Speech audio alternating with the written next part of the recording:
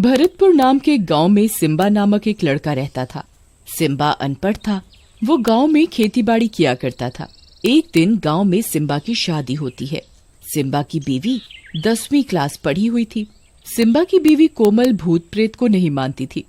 वह पढ़ी लिखी होने के कारण इन सब में विश्वास नहीं करती थी।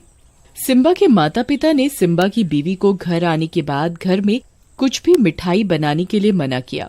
कोमल को सिम्बा के माता पिता की ये बात बहुत अजीब लगी। आखिर इस घर में कभी मीठा क्यों नहीं बनता और सिम्बा के माता पिता ने उसे बनाने के लिए मना क्यों किया। कोमल को शादी से पहले रोज सुबह उठकर पूजा करने की आदत थी और वो भगवान जी को मीठे का ही भोग लगाती और सबको वही प्रसाद बांटती। परंतु सिम्बा के माता पिता ने उसे घर में मीठा बनाने व खाने से मना कर दिया था। इस बात से कोमल बहुत परेशान हुई। कोमल अपने पति सिम्बा से बात करते हुए, आज मुझे माँ पिताजी ने घर पर मीठा बनाने व खाने के लिए मना किया। हाँ कोमल, मैं ये बात तुम्हें बताना भूल गया। क्यों, क्या हुआ? अरे हमारे गांव में मीठा बनाना व खाना बिल्कुल मना है। हमारे गांव में अगर किसी के घर पर भी मीठा आ जाता है तो उसी दिन उसके घर में कुछ अनहोनी हो जाती है। अरे ये कैसे हो सकता है कि सारे गांववासी मीठा बनाने और खाने से डरते हैं? हाँ कोमल, हमारे गांव में एक चुड़ैल का साया है। वो चुड़ैल सिर्फ खाने में मीठा ही खाती है और अगर गांव में किसी के भी घर में मीठा बन जाए तो उस चुड़ैल को पता लग जाता है। वो मीठा खाने के बहाने उसके घर में आ जाती है और उसके घर में अनहोनी कर देती है। कोमल ये बात सुनकर बहुत जोर जोर से हंसने लगती है। अच्छी, आपने भी क्या कहानी बनाई है? नहीं कोमल, तुम इस बात को बिल्कुल भी मजाक मत लेना। ये एक सच्ची बात है। और तुम्हें इस बात का बहुत ध्यान रखना है, हमारे घर पर कोई दिक्कत ना हो। हाँ अजी, ऐसा कुछ नहीं होता। ना ही मैं इन सब बातों पर विश्वास करती हूँ। मेरी तो बचपन से आदत रही है। मैं सुबह उठकर भगवान जी की पूजा करती हूँ और उन्हें भोग में कुछ मीठा ही बनाकर खिलाती हूँ। कोमल, तुम्हें पूजा करने के लिए कोई मनाही नहीं है। तुम प्रसाद में कुछ भी बनाकर भगवान जी को भोग लगा देना, परंतु घर पर मीठा नहीं बनना चाहिए, ना ही आना चाहिए। हाँ ठीक है। कोमल सिम्बा को ठीक है तो बोल देती है, परंतु वो अगले ही दिन उठकर चुपके से थोड़ा सा हलवा बना लेती है।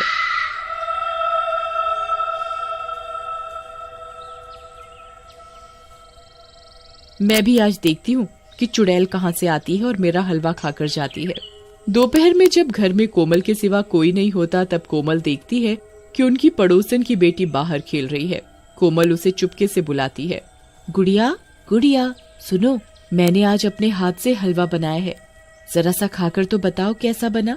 नहीं आंटी, ये मैं नहीं खा सकती। मुझे मम्मी ने मना किया है मीठा खाने के लिए, और आप भी मत खाओ। अगर उस मीठा खाने वाली चुड़ैल को पता लग गया ना तो हम दोनों की जान को आफत है। आप इसे जल्दी से फेंक दो। अरे गुड़िया, ये चुड़ैल बुड़ैल कुछ नहीं होता। आ जाओ, हम दोनों ही मिलकर खाते हैं। कोमल की बात सुनकर गुड़िया को भी खाने का लालच आ जाता है। ठीक है आंटी, पर आप ये बात मम्मी को मत बताना। अरे तुम इस बात की चिंता मत करो, मैं किसी को कुछ नहीं बताऊंगी। गुड़िया कोमल का बनाया हलवा खा ही रही होती है, तभी चुड़ैल को मीठे की खुशबू आ जाती है।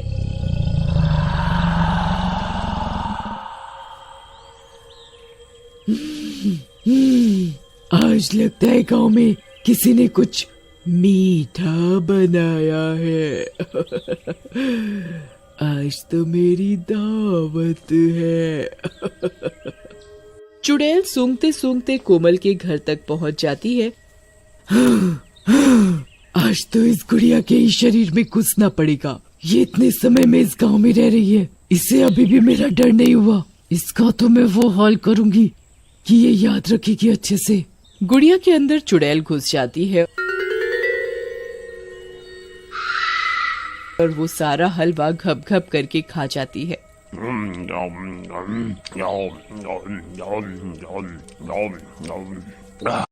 हलवा खाकर गुड़िया अपने घर चली जाती है। गुड़िया के अंदर अब चुड़ैल घुसने के कारण वो अजीबोगरीब हरकत करने लग जाती है। गुड़िया की आंखें बिल्कुल लाल हो जाती हैं और ये घर जाकर खाने के लिए बहुत जोर जोर से चिल्लाने लगती है। ए बुढ़िया, खाना ला मेरे लिए। गुड़िया, तुम्हें क्या हुआ? तुम इतनी बदतमीजी से बात कैसे कर रही हो? ए बुढ़िया, मुझसे ज्यादा सवाल जवाब मत कर, जितना बोला है उतना कर तू। पूनम समझ जाती है कि गुड़िया के अंदर चुड़ैल का साया है और उसने कहीं से मीठा खा लिया है। गुड़िया मीठे के लिए चिल्ला रही होती है। मुझे जलेबी खानी है, रसगुल्ले खाने हैं, मुझे मीठा चाहिए। कोमल ही अच्छी है, वही मुझे चुप चुप कर हलवा बनाकर खिलाती है। पूनम समझ जाती है कि उसे मीठा सिम्बा की नई नवेली दुल्हन कोमल ने खिलाया है। हाँ गुड़िया बेटा, तुम अंदर कमरे में बैठो, मैं तुम्हारे लिए अभी गरम गरम जलेबी बनाकर लाती हूँ। हाँ, ये हुई ना बात, मेरे लिए बहुत सारी जलेबी बनाकर ला, मैं आज मीठे से ही पेट भरूंगी। ठीक है, तुम अंदर कमरे में बैठो, इतने में मैं तुम्हारे लिए गर्मा गर्म जलेबी बनाती हूँ। पूनम गुड़िया को जलेबी के बहाने अंदर कमरे में ले जाती है और कमरे का गेट लगा देती है। गेट खोल बुढ़िया, तूने मुझे पागल बनाया है, मुझे मीठा खाना है। गुड़िया पूरी रात कमरे का गेट बजाती रहती है, परंतु पूनम दरवाजा नहीं खोलती। अगले दिन पूनम गांव के बाबा के पास जाती है और उनके पास जाकर बहुत रोती है। बाबा, मेरी गुड़िया को बचा लो, मेरी गुड़िया के अंदर मीठा खाने वाली चुड़ैल घुस गई है, उसे बचा लो बाबा, मेरी बेटी मर जाएगी, उसे बचा लो। इस चुड़ैल ने तो नाक में ही दम कर रखा है, ये आए दिन किसी न किसी गांव वासी के घर पर अनहोनी करती रहती है। इस चुड़ैल का आज कुछ न कुछ तो करना ही पड़ेगा। बस बाबा जी, आप मेरी बेटी को बचा लो। बेटा, तुम्हें पता है कि वो चुड़ैल उसके अंदर कैसे आई? जी बाबा जी, वो हमारे पड़ोस में सिम्बा की नई नवेली दुल्हन आई है, उसने हलवा बनाकर मेरी गुड़िया को खिला दिया है, उसके ही चक्कर में मेरी गुड़िया के शरीर में चुड़ैल ने प्रवेश कर लिया है। कोई बात नहीं बिटिया, तुम फिक्र मत करो, मैं समझ गया अब इस चुड़ैल के साथ क्या करना है। जी बाबा, बताइए। मैं तुम्हें ये गंगा जल दे रहा हूँ, तुम ऐसा करना, आज घर जाकर कुछ मीठा ही बनाना और मीठा बनाते हुए उसके अंदर ये गंगा जल डाल देना और साथ ही वही प्रसाद तुम अपने घर के मंदिर में हनुमान जी को भोग लगाना और उसके बाद तुम वही मीठा प्रसाद के रूप में अपनी बेटी गुड़िया को दे देना। जी बाबा, मैं ऐसा ही करूंगी। बाबा पूनम को गंगा जल थमा देता है और घर पर जाकर मीठा बनाने को कहता है। पूनम घर जाती है और बहुत सारी जलेबी बनाती है। गुड़िया, ये लो बेटा, मैंने तुम्हारे लिए जलेबी बना दी, तुम्हें यही खानी थी ना? ए पागल बुढ़िया औरत, तुझे पता है ना मैं कल से भूखी हूँ, तूने मुझे कमरे में बंद क्यों कर दिया? तुझे तो मैं अच्छे से बताऊंगी, रुक जा, मैं पहले जलेबी खा लूं, फिर देखती हूँ तुझे। चुड़ैल घप घप करके सारी जलेबी खाने लगती है।